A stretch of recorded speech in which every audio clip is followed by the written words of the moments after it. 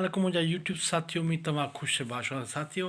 अॼु जे किताब जो मां तारीफ़ ॾेई रहियो आहियां। किताब जी तारीफ़ अॻ में हिकिड़ो अर्ज़ु कंदो हलां त चैनल खे सब्सक्राइब ऐं वीडियो खे लाइक कंदा त ऐं थोरो नंढिड़ो कमेंट्स गुड नाइस लॻाईंदा त मुंहिंजो ॼाण चङाई थी वेंदी।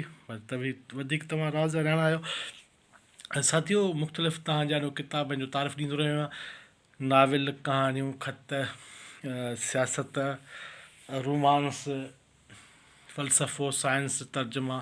अॼु वरी हिकिड़ा सियासी ख़त ऐं सियासी माण्हुनि जे बारे में किताब आहिनि। नंढिड़ा किताब आहिनि, वॾा किताब न आहिनि, पर हिन जो मवाद, हिन जूं लिखड़ियूं तमामु महांगियूं शानदार आहिनि। किताब बि कुझु महांगा आहिनि, हथरादू महांगा कया विया आहिनि, छो त हीअ मार्केट जा किताब आहिनि। मार्केट में ईंदा माण्हू वठण ते मजबूर थींदा ऐं हथ ठोकी जॾहिं क़ीमत लॻायो। असां सिंधी असां किताबनि जा आशिक़ हिकु दम वठंदासीं, न ॾिसंदासीं त केतिरो महांगो आहे कीअं आहे। ठीकु आहे, पब्लिशर तव्हां जूं मन मस्तियूं आहिनि, पर इहे मन मस्तियूं तव्हांखे महांगियूं पवंदियूं, छो त जॾहिं किताबनि जो विकिरो बीह वेंदो त पोइ तव्हां यकीननि हथु हणंदव। पर बहितर इन में आहे त कुझु क़ीमतूं घटायो। साथियों, जीअं हीअ किताबु आहे, हीअ पके जेको आहे सो टाइटल सां आहे ऐं जेको आहे सो हीअ किताबु लॻभॻि जेको आहे सो 200 सुफ़्हनि ते आहे ऐं डस्ट कवर सां गॾु क़ीमत जेका हिन जी आहे सो क़ीमत हीअ आहे 700 रुपया। 200 सुफ़्हनि जो किताबु 500 जे 250 रुपया तव्हां 500 रुपये में रखो ऐं 250 रुपया तव्हां वठो। पर मार्केट जो किताबु आहे, मार्केट में धड़ हलियो आहे ऐं विकामजे थो। साथियों, ॿ किताब आहिनि, हाशूकर रामाणी ऐं जेम्स जा तालुकात, ख़त ऐं उन्हनि जा अक्स। तरतीब ॾिनी आहे तहक़ीक़ डॉक्टर आज़ाद कादरी ऐं डॉक्टर मोहम्मद आदम बुट। ऐं हीअ सदाए मोहब्बत सीरीज़ आहे। क़ासिम पत्थर नंबर 80 ऐं आज़ादी। क़ासिम पत्थर जी सियासी ज़िंदगी जे बारे में असांजे जेको आहे सो सूफ़ी हुज़ूर बख़्श ऐं मुर्तब आज़ाद डॉक्टर आज़ाद कादरी हिन किताब खे सहेड़ियो आहे। किताबु ॾाढो नंढिड़ो आहे ऐं हिन जी क़ीमत बि हिते जेको आहे सो हीअ क़ीमत आहे हिन जी, ऐं जेका आहे सो हीअ लाइक़ु क़ीमत आहे, जाइज़ क़ीमत आहे। ऐं हिन जी जेके प्राइज़ पेजिस 120 आहिनि। सो हिन जी क़ीमत ज़बरदस्त आहे। क़ीमत थी रखो जो माण्हू पढ़नि। थोरो तारीफ़ ॾींदो हलां, हाशूकर रामाणी ऐं जेम्स जा तालुकात। हीअ किताबु मार्केट में ताज़ो हाणे ई आयो आहे। जेको आहे सो 17 जनवरी ते मार्केट में आयो आहे।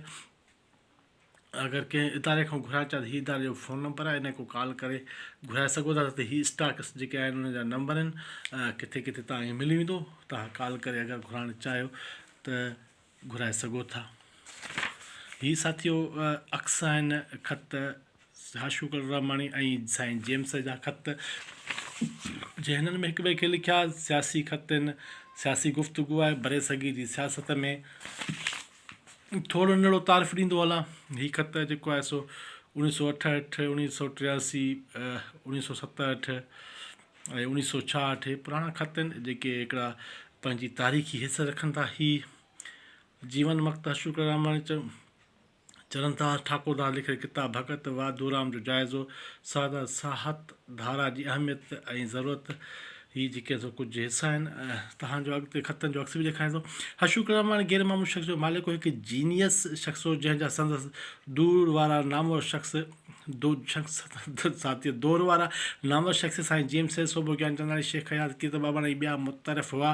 हू हिकु हालत में सिंध खां धिके धार कयो। उहा ॻाल्हि बि हाणे कंहिं खां ॻुझी कान्हे रही। मुख़्तलिफ़ दोस्तनि में पंहिंजो लिखण जो ज़िक्र पिणु कयो आहे कयो आहे। साईं जेम्स साणसि हिकिड़ा तालुकात उन बाबति साईं सभु हिन किताबु जनम गुज़ाम जिंसी में आयल आहे। उन खां पोइ कुझु माण्हू पंहिंजे हिसाब सां उन बाबति मवाद लिखियो आहे।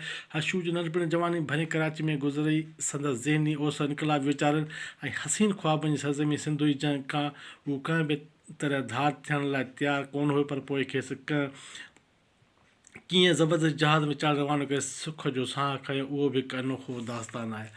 साथियों, हीअ थोरो नंढिड़ो तारीफ़ जेको तव्हां ॾाढो ॾिनो। बाक़ी किताब सियासी हवाले खां हीअ कुझु अक्स आहिनि जेके ख़त आहिनि, हीअ पुराणा, हीअ टाइप राइटर जा लिखियल उन दौर जा के हथ सां लिखियल। ई त उन्हनि जो बि अक्स ॾिनो वियो आहे। जेको आहे सो ही जेके कुझु किताबनि जा जेको आहे सो ही ख़तनि जा अक्स तव्हां ॼाणो आहिनि। ही ख़त जेके लिखिया बि ही जेको आहे सो शुक्र रामाणी जा साईं जा हिक ॿिए ॾे लिखियलु ख़त, उन्हनि जो अक्स ही पुराणा ख़त इहो जेको आहे सो तव्हां ॼाणो। साथियो, सियासी किताब क़ौमी सियासत जे हवाले खां पढ़ंदा चाहियो त हीअ किताब तव्हांखे पढ़णु घुरिजे। वधीक राज जा राणा आहियो ऐं हीअ आहे असीं ऐं आज़ादी। क़ासिम पत्थर क़ौमी सियासत जो वॾो माण्हू, वॾो नालो, कंहिंखां ॻुझो कोन्हे को हिन जी सियासत मां छा ॿुधायां।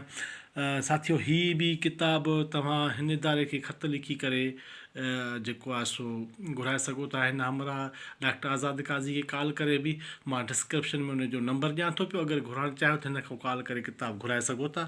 हीअ तव्हां सॼी सीरीज़ मोकिलींदो।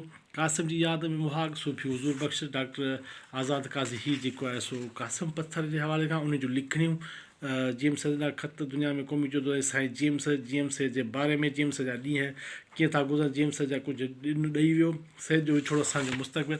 हीअ क़ासिम पत्थर जूं लिखणियूं आहिनि जंहिं माना लिखियो आहे ऐं हुन जूं इहे तव्हां ॼाणो कुझु आहिनि ॻाल्हियूं मां तव्हां ॼाणो पढ़ी थो। क़ासिम पत्थर क़ौमी तबक़ाती जो उस्ताद सिपह सालार वर्कर वारे हिसे में सभिनी जो हूंदो, सभिनी सां तालुकात बरक़रार रखण लाइ लाॻापा निभाइण खेसि वॾो ॾांहुं हो। हू नाता निभाईंदे लॻ लाॻापा बरक़रार रखंदे क़ौमी मक़सद ते कॾहिं बि सौदेबाज़ी करण लाइ तयारु न हूंदो। सदर अहिड़े किरदारु केतिरनि माण्हुनि खे मोहे विधो। अहिड़ो असर क़बूलींदड़ वर्करनि मां प्रोफेसर आज़ाद काज़ी बि हिकु आहे। क़ासिम जो मक़सदु त अटल ई बीहण जदोजहद कंदो हो, रहण वारो साईं किरदारु हो जो आज़ाद काज़ी क़ासिम जे लिखणनि खे मेड़े चूंडे मुरतब करे असीं आज़ाद लाइ सां हीअ मवाद छपाए रहियो आहे। उन खां अॻु में क़ासिम पत्थर जे चालीहे ते क़ासिम जे दोस्तनि घणनि इंजीनियर उभायो खान ख़ुश्क, मसूद लोहार, उमर ख़ुश्क, मरहूम लाल सिंधीअ जे मदद सां क़ासिम पत्थर जी शख़्स बाबति दोस्तनि जे लिखियलु मज़मून ते मबनी किताब के माण्हू तारीख़ थियंदा डॉक्टर मोहम्मद अली मांझी साहिड़ियो साईं कादर बख़्श आलमानी छपराए पधिरो कयो। उन बाद क़ासिम पत्थर ज़िंदगी सियासी यूसुफ सिंधी उभाए खान ख़ुश्क किताब छपराए आज़ाद काज़ी साहब पारां तयारु कयल। हीअ किताब क़ासिम पत्थर जे हवाले सां चोथों किताब आहे। हीअ किताब ॿियनि ज़िक्र कयल किताबनि खां न मुख़्तलिफ़ आहे। हिन किताब में सभिनी क़ासिम पत्थर लिखणियूं गॾु कयूं वियूं आहिनि। किताब बि अहम दस्तावेज़ शामिल आहिनि। हिकु 1974 में सिंधी अवामी तहरीक सरबराह रसूल बख़्श पली जो तरफ़ां क़ासिम खे उन वक़्तु ॾिनल चार्जशीट जॾहिं हू लाॾिन वारी जेल इलाक़े में क़ैद हो, जिते खेसि मारण बि कोशिशूं वरितियूं हुयूं। उते इलाइक़े में खेसि उहा चार्जशीट पहुचाई वई, बाद में पार्टी मां ख़ारिज कयो वियो।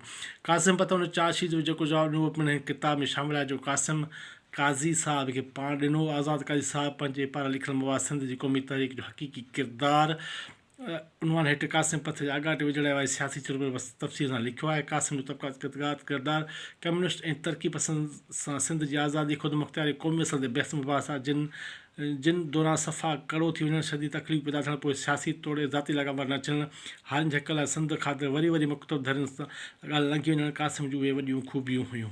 साथियो, तव्हां ॼाणो आहिनि क़ासिम पत्थर ऐं शुक्र रहमान जा ख़त। वीडियो खे लाइक ऐं चैनल खे सब्सक्राइब कंदा ऐं किताब पढ़णु चाहियो त पढ़ी सघो था।